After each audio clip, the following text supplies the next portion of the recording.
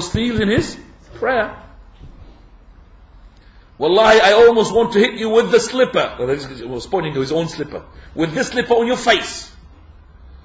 And then he talked to him the words, and then it happened that later on he became a deputy. And then when he came to the same masjid and he saw the people circling Sayyid al-Musayyib, trying to learn something from him, he came to him, and the people remembered what happened. They can't forget what happened that day. So they thought that this Al-Hajjaj is going to do something for vendetta or revenge from that person. As soon as he approached him, the people wanted to protect him. But Al-Hajjaj said, "Are you the one who said those words? Remember?" So, having no fear whatsoever, Sayyid al-Musayyib pointing to his chest, "Yes, it is me who said those words. I'm not afraid." So he said to him, "Oh, mashallah, barakallahu lak, jazakallahu khairan, for you being a very good teacher to me." He was just in that time, alhamdulillah. But most of his time he was unjust. Even he was saying to Asma that I'm going to as well kill you with him, with your son, Abdullah ibn Zubayr. And when he said, "I killed a hypocrite," and she said, "No, I think that he had spoiled your hereafter. You spoiled his dunya, he spoiled your hereafter. That means his blood is going to be in your hand, the day of resurrection. So if you spoiled his dunya, he had spoiled your hereafter." Okay, going to the next one, which is takbir al-masbuq lil-ihram wa huwa nazilun ila al-ruku'. Meaning, reciting takbirat al-ihram while bowing down by the masbuq. The following are some of the mistakes done by a masbuq. Reciting takbirat al-ihram while going down for ruku' instead of reciting it while standing in order to catch up the rak'ah with the imam. This contradicts the Prophet ﷺ's order, which states, "When you stand to do salah, recite takbir." Right. This happens very often when a person arrives to the prayer and the imam is in the ruku' position. So he wants to catch up with the rak'ah, so quickly he does Allahu Akbar and he falls down for the ruku'. So he's saying this is a mistake upon which there are things that are going to be implemented here. Number one, he says, فَالتَّكْبِيرُ, he says, takbir is going to be in the qiyam. Read. Takbiru, accordingly, reciting takbiratul ihram should be done while standing, not while sitting or going down for ruku' or sujood. So takbiratul ihram has to be done while you are fully upright. You cannot say any letter of the takbiratul ihram when you're going down. You know what is going to be here at the moment incurred upon this? The invalidation of the whole prayer. So you're trying to catch up with the rak'ah and you miss the whole prayer. There is no difference among the scholars that this prayer is not going to be counted for you as an obligation. But there is a difference among them. It could be counted for you as a what? A voluntary prayer. No problem. Difference among them. But as an obligatory prayer, nobody would accept that. No scholar would say that. Because you have to say Allahu Akbar fully upright. This is a condition for saying Allahu Akbar. For takbirat al-ihram. Shawkani says. Regarding this, Shawkani said, reciting takbiratul ihram while in a sitting posture or in different wordings is bid'ah, and every bid'ah is misguidance which leads its doer astray. So, what makes one fall in such a bid'ah? Is it what someone said or did? Is this enough reason to give away the truth? The Jumhur shared Shawkani's opinion, and so did An-Nawawi, who said, one must recite takbiratul ihram while standing. So is the case with the ma'moon who attends the salah while the imam is doing ruku'. The former should recite takbir while standing. If one recited even one letter of the takbir while bowing, his salah is rendered invalid, if it was an obligatory one. If the salah is an optional one, there is a disagreement among scholars regarding its validity. Right. Now, he talks about Ibn Qudama, what he said, and what Imam Adil Qari he says, and Ibn Baz. Just go to Ibn Baz, what he said. Go, flip the page. Imam Ibn Baz. Yeah. Somewhere here. Yeah.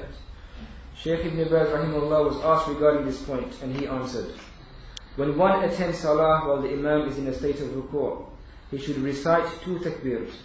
The first is takbiratul ihram, which is one of the articles of salah. The second takbir should be recited while going down to ruku'. If there is not enough time, One could recite Takbiratul Ihram only according to the soundest of the ulama's views. For both takbirs are two acts of worship gathered at the same time. That which is the major one has precedence over that which is minor, and hence the validity of the rak'ah. Many ulama such as Az-Zuhri, Sa'id ibn al-Musayyib, Al-Awza'i and Malik stated that one takbir in such a state is sufficient. Right. This is to conclude the point, saying that if the person arrived and the Imam is in the ruku' posture, what he needs to do is to do, first of all, Takbiratul Ihram, fully upright. Now you could do another one, which is the sunnah, which is making takbir for going to the ruku'. Now if he does the second one, which is the Takbiratul Ruku', which is Allahu Akbar, another one, after the Takbiratul Ihram. Another one, if that one happened to have been said while he's going down to the ruku', no problem. The most important thing is the first one. But it's better to do both of them upright. No, sorry. Compulsory to do the first one upright. The second one is to do it, recommended to do it while you are upright. But if you did it while you're going down, no problem. If you didn't have time to say except for one, then you say what? Takbiratul Ihram. And you could intend with it Takbiratul Ihram and Takbiratul Ruku' at the same time. So Allahu Akbar. Is that right? He's in the ruku'. Allahu Akbar. And then you go down. Is that right? So what is right? What is not right? Because so many people say Allahu Akbar. I don't know why they're going like this. The Imam is in the ruku'. This is only when he is in the what? In the recitation. So he says Allahu Akbar. And he's going down like this. Allahu Akbar. Down. And another one Allahu Akbar. And he goes to the ruku'. And this is the mistake, which is 242. That is, there is no need for what some people do of placing the right hand on the left one after reciting Takbiratul Ihram and before going down for ruku'. Placing the hands in such a manner should only be done while reciting Quran. So this is only for recitation of the Quran. So there is nothing like this when you use the Imam in the ruku' to do Allahu Akbar like that. So you see, when you come in, say Allahu Akbar. If you have time, do another one, Allahu Akbar, and go down. If you got your hands to your knees before the Imam raised up his head, Sami Allahu liman hamida, you caught up with the ruku', which means you caught up with the rak'ah.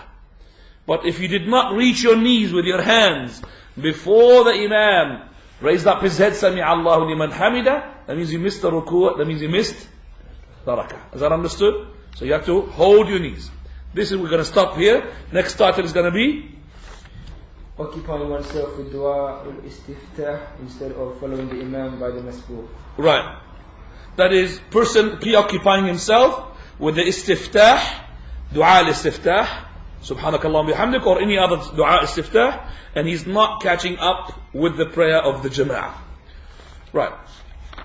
I have seen in one of the prayers which I prayed in the Fajr, that while I was praying the Fajr, I could see with my eye somebody was praying on his own. Then after he finished, he caught up with us. That was amazing. Then I knew that the Hanafi madhab, that's what they do. So they want to pray their sunnah before the Fajr, regardless whether it is after the Iqamah or after the Imam made Takbiratul Ihram, or even after he started his prayer, Fatiha. As long as it's in the first rak'ah, he does his two sunnah and then he follows it. Allahu Akbar. If he didn't go further than that, even if just before his salutation, he could do two sunnah and catch up with the Imam. That's incorrect, brothers and sisters. Sisters are there, yeah. Iqamah, the Prophet ﷺ, he said, إِذَا أُقِيمَتِ الصَّلَاةِ فَلَا صَلَاةَ إِلَّا الْمَكْتُوبَةِ.